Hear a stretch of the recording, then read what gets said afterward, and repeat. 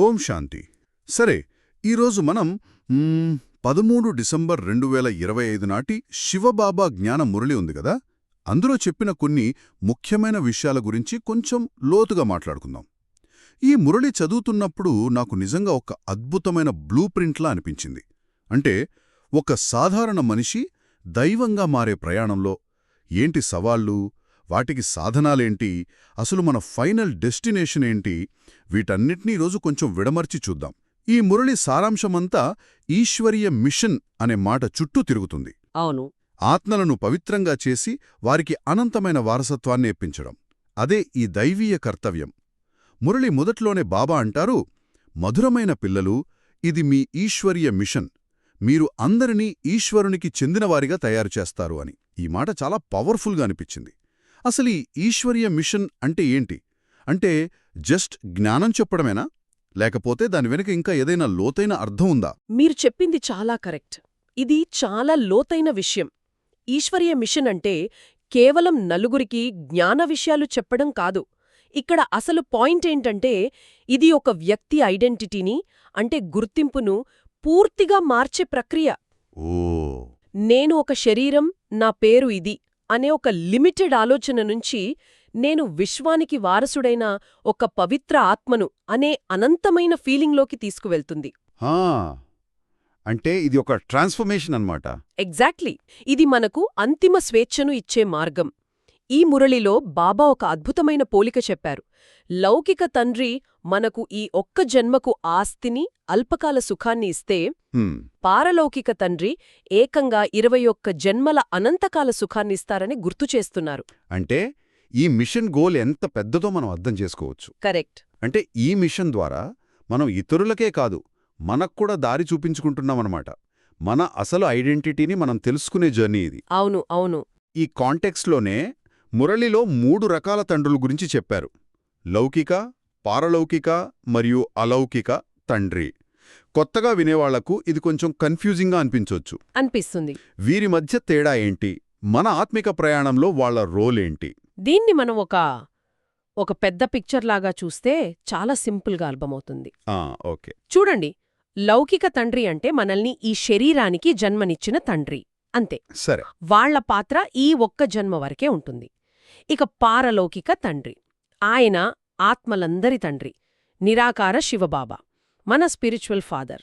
Right. ఆయన నుండే మనకు ఆ అనంతమైన వారసత్వం వచ్చేది. ఇక మూడోది అలౌకిక తండ్రి. ఇక్కడ చాలామందికి కొంచెం డౌట్ వస్తుంది. అవును, నిరాకార శివబాబా మాట్లాడటానికి ఒక భౌతిక శరీరం, ఒక నోరు కావాలి కదా? కరెక్ట్, కావాలి. ఆయన ఎవరి శరీరాన్నైతే రథంగా చేసుకుని ఈ జ్ఞానాన్ని ఇస్తున్నారో ఆ ప్రజాపిత బ్రహ్మానే అలౌకిక తండ్రి. ఇప్పుడు క్లియర్గా ఉంది. అంటే లౌకిక తండ్రి శరీరాన్నిస్తే అలౌకిక తండ్రి అయిన బ్రహ్మ ద్వారా పారలౌకిక తండ్రి అయిన శివుడు మనకు జ్ఞానాన్ని, వారసత్వాన్ని ఇస్తున్నాడు. పర్ఫెక్ట్. ఈ ముగ్గురి పాత్రలు అర్థమైతే మన లైఫ్లో ఎవరి నుండి ఏం ఆశించాలనే క్లారిటీ వస్తుంది కదా. 100%. లౌకిక సంబంధాల నుంచి మనం అన్లిమిటెడ్ సుఖాన్ని ఆశిస్తే నిరాశ తప్పదు. అందుకే బాబా పదే పదే చెప్తారు, వారసత్వం రచయిత నుండి వస్తుంది కానీ రచన నుండి కాదు అని. ఈశ్వరీయ మిషన్, 3 రకాల తండ్రులు, ఈ ఫౌండేషన్ అర్థమైంది. కాని ఆచరణలోకి వచ్చేసరికే అసలు ఛాలెంజ్ మొదలవుతుంది. అవును. మనల్ని వెనక్కి లాగే మన కర్మేంద్రియాల సంగతేంటి? మురళీలో ఒక కీ క్వశ్చన్ ఉంది: కర్మేంద్రియాల చంచలత్వం ఎప్పుడు సమాప్తమవుతుంది? ఇది ప్రతి ఒక్కరికి వచ్చే అనుభవమే. అవును, ఇది చాలా కీలకమైన అంశం. బాబా ఏం చెప్తున్నారంటే, ఆత్మ యొక్క స్థితి త్రేతాయుగం అంటే వెండియుగం ఆ లెవెల్కి చేరినప్పుడు కర్మేంద్రియాలు పూర్తిగా కంట్రోల్లోకొస్తాయి. ఓ, అంతవరకు కొంచెం ఉంటుందన్నమాట. ఉంటుంది. అయితే ఇక్కడ మనం అర్థం చేసుకోవాల్సిన ముఖ్య విషయం రిటర్న్ జర్నీ అనే కాన్సెప్ట్. Return journey? అవును. మనం రోజంతా పనిచేసి అలసిపోయి ఇంటికి తిరిగి వెళ్ళాలి అనుకుంటాం కదా. అవును, అనుకుంటాం. అలాగే ఆత్మ కూడా 84 జన్మల సుదీర్ఘ ప్రయాణంలో అలసిపోయి ఇప్పుడు తన నిజమైన ఇంటికి, శాంతిధామానికి తిరిగి వెళ్లే జర్నీ ఇది. ఈ తిరుగు ప్రయాణంలో మనం పురుషార్థం ద్వారా మన బ్యాటరీని రీఛార్జ్ చేసుకుంటున్నాం. సతోప్రధానం నుండి తమోప్రధానానికి పడిపోయాం. ఇప్పుడు మళ్లీ పైకి వెళ్తున్నాం. ఈ జర్నీలో నెమ్మది నెమ్మదిగా మన స్థితి మెరుగవుతుంది. దానితో పాటే కర్మేంద్రియాలు కూడా శాంతపడతాయి. అంటే ఇది ఒక్క రోజులో అయ్యేది కాదు, స్విచ్ వేసినట్టు మారిపోయేది కాదు, ఇదొక ప్రాసెస్ అన్నమాట. ఎగ్జాక్ట్లీ, ఒక క్రమమైన ప్రక్రియ. ఈ ప్రయాణంలో మనకు హెల్ప్ చేయడానికి బాబా ఒక అవినాశీ సర్జన్ లాంటివారని, ఆయన చెప్పిన పథ్యాన్ని పాటించాలని కూడా ఈ మురళిలో బాబా అంటున్నారు. ఇక్కడ పథ్యమంటే ఏంటి? ఫుడ్ గురించేమేనా? చాలామంది పథ్యం అనగానే ఫుడ్ అనుకుంటారు. కానీ ఇక్కడ బాబా చెప్పేది అంతకంటే చాలా డీప్. ఒక సర్జన్ ఆపరేషన్ చేశాక గాయం త్వరగా మానడానికి కొన్ని జాగ్రత్తలు పథ్యం చెప్తారు కదా. అవును, చెప్తారు. అలాగే శివబాబా మన ఆత్మల మీద ఉన్న 63 జన్మల పాపాల తుప్పును తొలగించే సర్జన్. ఆయన చెప్పే పద్యమేంటంటే, ఏ కర్మల ద్వారా ఆత్మ పతితమైందో మళ్ళీ అలాంటి పనులను సీక్రెట్గా కూడా చెయ్యకూడదు. ఆ, ఎందుకంటే అలాంటివి తండ్రికి నింద తెస్తాయి అని బాబా హెచ్చరిస్తున్నారు.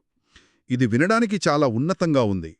కాని కొన్నిసార్లు మనం వద్దనుకున్న చెడు సంకల్పాలు, అశుద్ధమైన స్వప్నాలు వస్తాయి కదా, వాటివల్ల మనలో ఒక గిల్ట్ ఫీలింగ్ వచ్చేస్తుంది.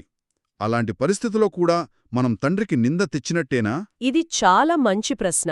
చాలామంది ఈ విషయంలో స్ట్రగుల్ అవుతారు. దీనికి కూడా బాబా చాలా ధైర్యాన్నిస్తున్నారు. పాత సంస్కారాల వల్ల అలాంటి తుఫానులు వస్తాయి, వాటికి భయపడకండి అంటున్నారు. ఓ, ఓకే. ఉదాహరణకి, ఒక చెరువులో చాలా కాలంగా ఉన్న మురికిని మనం కదిపినప్పుడు అది పైకి వస్తుంది కదా. వస్తుంది.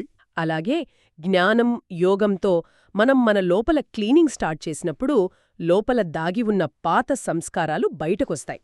వాటిని చూసి భయపడకుండా సాక్షిగా ఉండి, ఇవి నావి కావు, ఇవి పాత లెక్కాచారాలు అని వాటిని దాటి వెళ్ళాలి. అంటే వాటితో ఫైట్ చేయకూడదు. జస్ట్ అబ్జర్వ్ చేయాలి. మన స్థితి మెరుగయ్యే కొద్దీ ఈ లోపలి తుఫానులు అవే ఆగిపోతాయి. ఇది అనుభవంలోకి వస్తుంది. ముఖ్యం అప్రమత్తత, గిల్ట్ ఫీలింగ్ కాదు. క్లారిటీ చాలా అవసరం. లేకపోతే మనం ముందుకు వెళ్ళలేం. ఇంత లోతైన జ్ఞానాన్ని బాబా కొన్ని సింపుల్ చిత్రాల ద్వారా ఎలా వివరిస్తారనేది నాకెప్పుడు ఆశ్చర్యం కలిగిస్తుంది. నిజమే. కల్పవృక్షం, త్రిమూర్తి, 84 జన్మల మెట్ల చిత్రం, వీటి గురించి ఈ మురళిలో ప్రస్తావించారు. ఇవి కేవలం బొమ్మలు కాదు కదా. అస్సలు కావు. అవి కేవలం చిత్రాలు కావు. అవి శక్తివంతమైన సాధనాలు. మనం వాటిని విజువల్ నాలెడ్జ్ మ్యాప్స్ అనొచ్చు. విజువల్ నాలెడ్జ్ మ్యాప్స్ బాగుంది పదం. ఉదాహరణకు కల్పవృక్షం చిత్రాన్ని తీసుకుందాం. అది 5000 ఇయర్స్ వరల్డ్ డ్రామా సైకిల్ని వివరిస్తుంది. దాని పునాదిలో ఆది సనాతన దేవీదేవతా ధర్మం ఉంటుంది. తర్వాత ఇబ్రహీం, బుద్ధుడు, క్రీస్తు వీళ్ళంతా ఎప్పుడొచ్చారు, వాళ్ళ ధర్మాలు ఎలా పెరిగాయనేది క్లియర్గా తెలుస్తుంది. దానివల్ల ఉపయోగమేంటి? దీనివల్ల స్వర్గానికి ఎవరు వెళ్ళగలరు, ఎవరు వెళ్ళలేరు అనే దానిపై ఫుల్ క్లారిటీ వస్తుంది.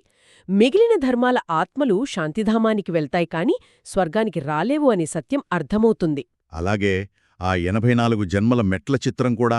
అవును, అది ఆత్మ యొక్క పర్సనల్ జర్నీని చూపిస్తుంది.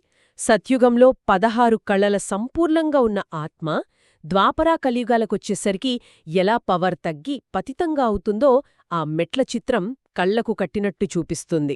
దాన్ని చూసినప్పుడు ఒక ప్రేరణ కలుగుతుంది.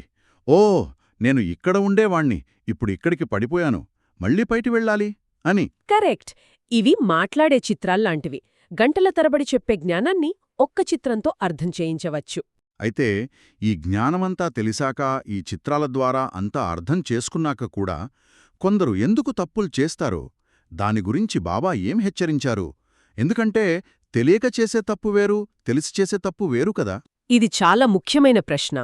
అవును, ఈ మురళీలో బాబా దీని గురించి చాలా సీరియస్గా వార్న్ చేస్తున్నారు. జ్ఞానం తెలిసాక చేసే తప్పులకు 100 రెట్ల శిక్ష ఉంటుందని అంటున్నారు. 100 రెట్లా? అవును, ఎందుకంటే అది నేరుగా తండ్రిని నిందించినట్లవుతుంది. ఉదాహరణకు, ఒక డాక్టర్ కొడుకు జంక్ ఫుడ్ తింటే, చూడండి డాక్టర్ కొడుకే ఇలా ఉన్నాడు అని తండ్రిని అంటారు. అవును అంటారు. ఇక్కడ కూడా అంతే. అందుకే వారసత్వం రచన నుండి కాక రచయిత అయిన ఒక్క తండ్రి నుండే వస్తుందని, ఈ ప్రపంచాన్ని, దేహధారుణులను వదిలి రచయిత అయిన ఒక్క తండ్రినే స్మృతి చేయాలని పదే పదే గుర్తుచేస్తున్నారు. అంటే తప్పులు చేయడానికి మెయిన్ రీజన్ రచయితను మర్చిపోయి రచనలో, అంటే ప్రపంచం యొక్క అట్రాక్షన్లో చిక్కుకోవడమనంటారా? ఖచ్చితంగా. ఒక అనుభవి చెప్పినట్టు, జ్ఞానం మన బ్రెయిన్లో ఉంటుంది, కాని మాయ మన అలవాట్లలో, మన సంస్కారాలలో ఉంటుంది. ఆ పాత అలవాట్లను దాటడానికే నిరంతర పురుషార్థం, తండ్రి స్మృతి అనే పవర్ కావాలి. స్మృతి లేనప్పుడే మాయ ఎంటరవుతుంది, తప్పులు జరుగుతాయి. ఈ చర్చంతా విన్న తర్వాత మన అల్టిమేట్ గోల్ ఏంటి? ఏం సాధించాలి మనం? ఈ మిషల్, ఈ పురుషార్థం, ఈ జ్ఞానం ఇవన్నీ మనల్ని ఎక్కడికి తీసుకువెళ్ళాలి?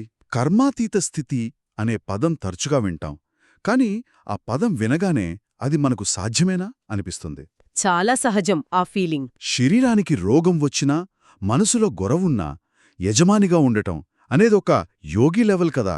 సాధారణ జీవితంలో ఎలా సాధ్యం? మీరడిగింది చాలా ప్రాక్టికల్ క్వశ్చన్. కర్మాతీత స్థితి అంటే శరీరం ఉండగా, మనసు ఉండగా వాటి బంధనాలకు అతీతంగా ఉండటం. ఇది అడవులకు వెళ్లి సాధించేది కాదు, ఇంట్లో ఉంటూ మన బాధ్యతలు చేస్తూ సాధించేది. ఉదాహరణకి పాత కర్మల లెక్కాచారాల వల్ల శరీరానికి ఒక పెద్ద అనారోగ్యం లావచ్చు. ఆ నొప్పిని శరీరం అనుభవిస్తుంది, కాని ఆత్మగా నేను ఆ నొప్పికి అతీతంగా సాక్షిగా ఉండగలగాలి.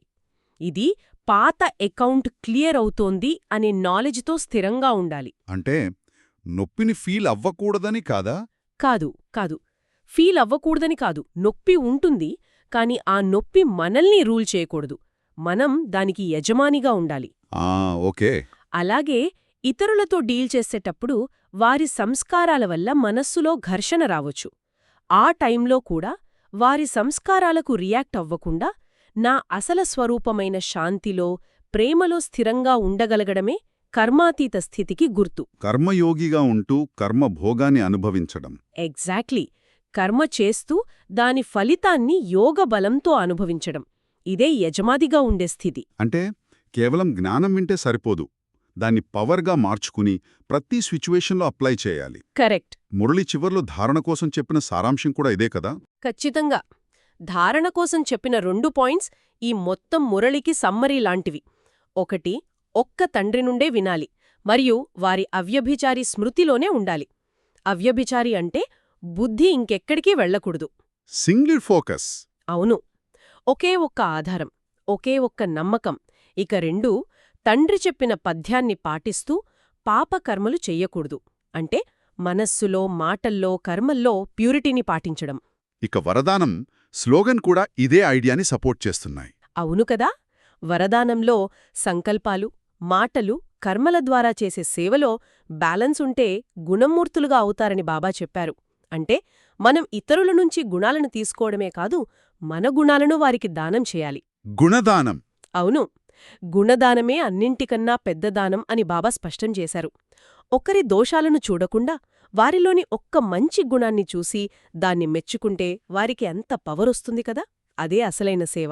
కాబట్టి ఈరోజు చర్చ నుంచి మనం తీసుకోవాల్సిందేంటంటే, మనది ఒక దైవీయ మిషన్, ఒక బ్లూ ప్రింట్. ఈ తిరుగు ప్రయాణంలో కర్మేంద్రియాలను నెమ్మదిగా వశపరుచుకుంటూ, రచనలో చిక్కుకోకుండా రచయిత అయిన తండ్రిని స్మృతి చేస్తూ, ప్రతి పరిస్థితిలోనూ యజమానిగా ఉంటూ కర్మాతీత స్థితిని చేరుకోవడమే మన అంతిమ లక్ష్యం. మురళిలోని స్లోగన్ చెప్పినట్టు నిశ్చయము రూపీ పునాది పక్కాగా ఉన్నట్లయితే శ్రేష్ఠ జీవితపు అనుభవము స్వతహాగా కలుగుతుంది. నిశ్చయం గట్టిగా ఉంటే ఇవన్నీ సాధ్యమే. ఈ చర్చను ముగించే ముందు ఒక ఆలోచన. ఈ మురళిలో బాబా పాత శరీరంపై మమకారం ఉంచుకోకూడదు, కాని దాన్ని సంభాళించాలి. అంటే జాగ్రత్తగా చూసుకోవాలి. అవును, ఈ 2 చెప్పారు. నిర్లక్ష్యం చెయ్యకూడదు, కాని దానిలో చిక్కుకుపోకూడదు. ఈ రెండింటి మధ్య బ్యాలెన్స్. అంటే శరీరాన్ని ఒక సాధనంగా చూస్తూ దాన్ని జాగ్రత్తగా చూసుకోవడం, కాని నేనే ఈ శరీరం అనే భ్రమలో పడకుండా ఉండటం. ఈ బ్యాలెన్స్ని మన రోజువారీ జీవితంలో ఎలా సాధించవచ్చు? ఇది మనం ఆలోచించాల్సిన విషయం. ఓం శాంతి.